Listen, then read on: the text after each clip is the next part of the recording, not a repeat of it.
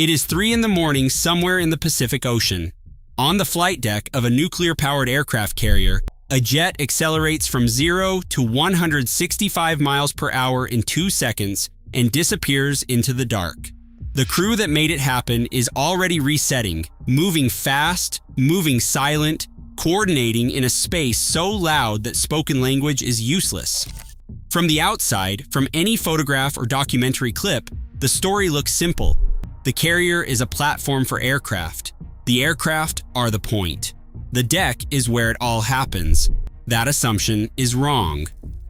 The flight deck is roughly 5% of what this ship actually is. Below that deck, right now, while the aircraft are launching, there are 5,000 people running a nuclear power station, a water treatment plant, a weapons depot, a hospital, a prison, a court system, a post office, and a television station. All of it is sealed inside a hull 1,092 feet long.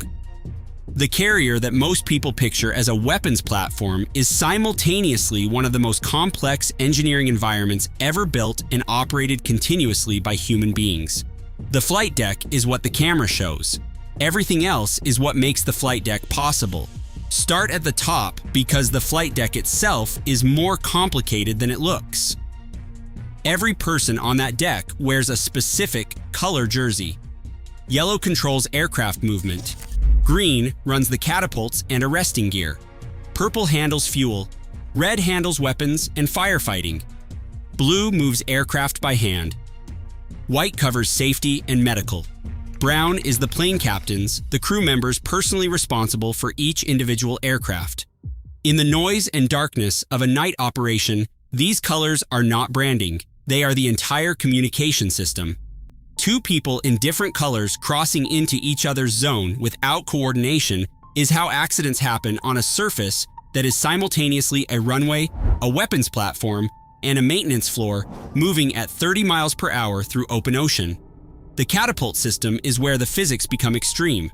A Nimitz-class carrier uses steam catapults. A Ford-class uses electromagnetic ones, EMALS, the electromagnetic aircraft launch system. Either way, the task is the same. Accelerate an aircraft weighing up to 80,000 pounds to flying speed in roughly 300 feet. That is a force calculation that produces numbers difficult to hold in the mind. The aircraft goes from stationary to 165 miles per hour in about 2 seconds. The energy required to do that, release that fast, is why the catapult is one of the most mechanically stressed systems on the ship. At the other end of the deck, the arresting wires. There are 4 of them stretched across the landing area. The target wire is number 3, not 1, not 4, 3. Wire 1 is too close to the deck edge. Wire 4 is the emergency. Wire 3 is the aim point every pilot is trained to hit. Miss all 4 and the aircraft executes a bolter, full throttle, back into the air, come around and try again. The wire itself, when it catches, decelerates the aircraft from roughly 150 miles per hour to 0 in about 2 seconds. The physical reversal of what the catapult just did. Same energy, same 2 seconds, opposite direction. The island, the control tower structure on the starboard side of the flight deck, looks small relative to the ship. That is intentional. Every inch of usable deck is either runway or aircraft parking. The island sits starboard specifically because of pilot physiology. Most pilots are right-handed, and in the cockpit, that creates a subtle left side bias in emergency situations. A crash or swerve tends to pull left. The island is on the right to keep it out of the most statistically likely path. A design decision about which side of a ship looks like an aesthetic call. It is not. One deck down is the hangar bay, and the scale here resets expectations immediately. 3 football fields of enclosed steel, the largest single workspace on the ship. Aircraft are not stored here passively. The hangar bay is where wings are folded and unfolded, engines are pulled and replaced, weapons are attached, electronics are recalibrated. It is a full industrial maintenance facility running continuously. The ship does not dock to fix its aircraft.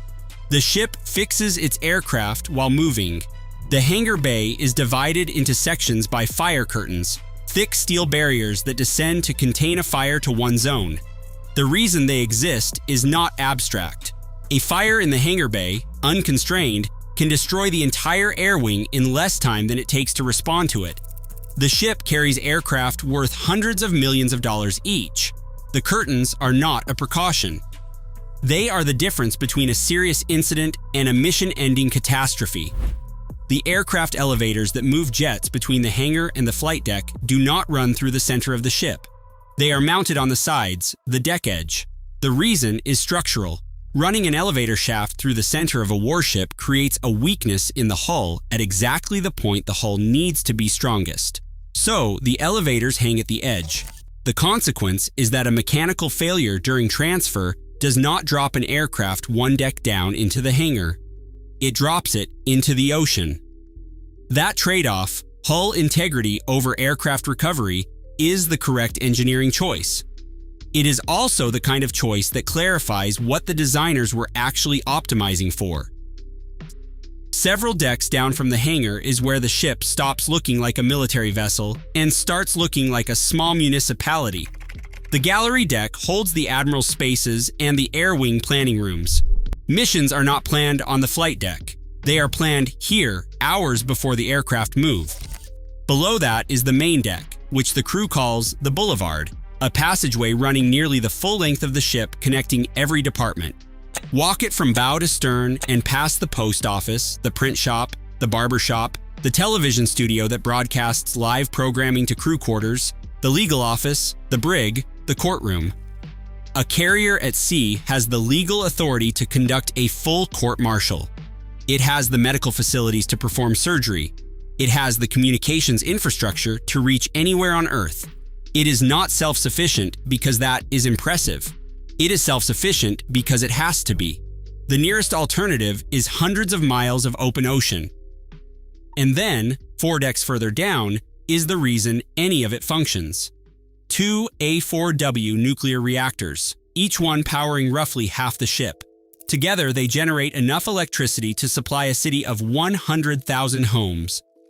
The reactors do not get refueled during a deployment. They do not get refueled between most deployments.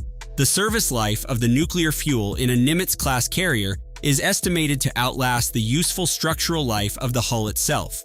The ship will need to be replaced before the fuel runs out.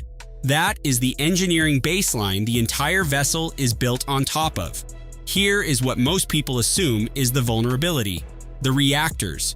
Disable the reactors and the ship stops. That intuition is wrong in a specific and important way. The real vulnerability is fresh water. The desalination plants aboard a carrier produce roughly 400,000 gallons of fresh water every day. Drinking water, cooling water, boiler feed water for the steam systems, water for the reactors themselves. Lose the desalination capacity, and it does not matter how much reactor output is available. The ship goes operationally dead within 72 hours. The most fragile critical system on a nuclear-powered warship is the water. Below the waterline, the cargo changes character entirely.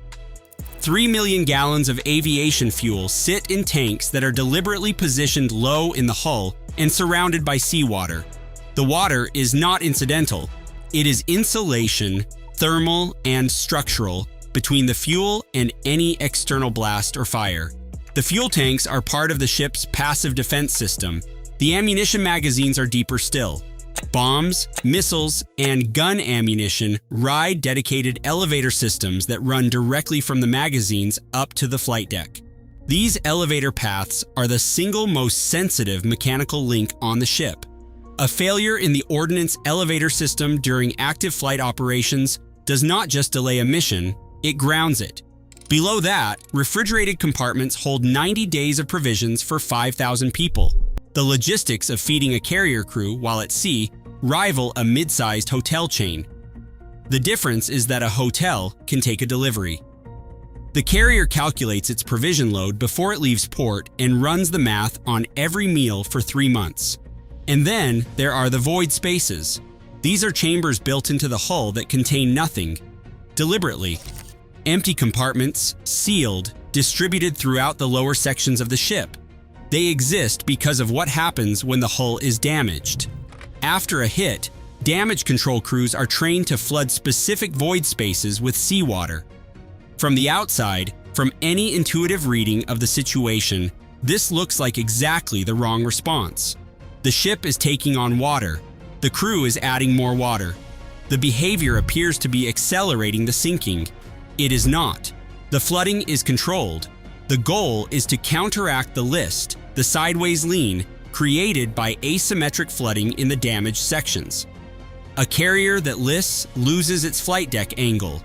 A carrier that lists badly cannot operate aircraft. The flooding saves the mission even while it adds weight. That is the design. That is the training. In 1967, aboard the USS Forrestal in the Gulf of Tonkin, a rocket mounted on an aircraft on the flight deck fired accidentally. The rocket hit a fuel tank on another aircraft. The fire that followed cooked off bombs in under 2 minutes. The explosions continued for hours. 134 sailors were killed. 21 aircraft were destroyed. The Forrestal returned to port for repairs that took 2 years. Every protocol that governs how ordnance is handled on a modern carrier, how it is transported, staged, armed, and positioned, was written in response to that fire. The jerseys, the zones, the curtains, the elevator procedures, the spacing rules. The system that exists today is not the system that existed before July 29, 1967. Go back to the flight deck. Look at the angle. The landing area is not aligned with the ship's center line. It is angled roughly 9 degrees off to the left. That angle is not an aesthetic decision.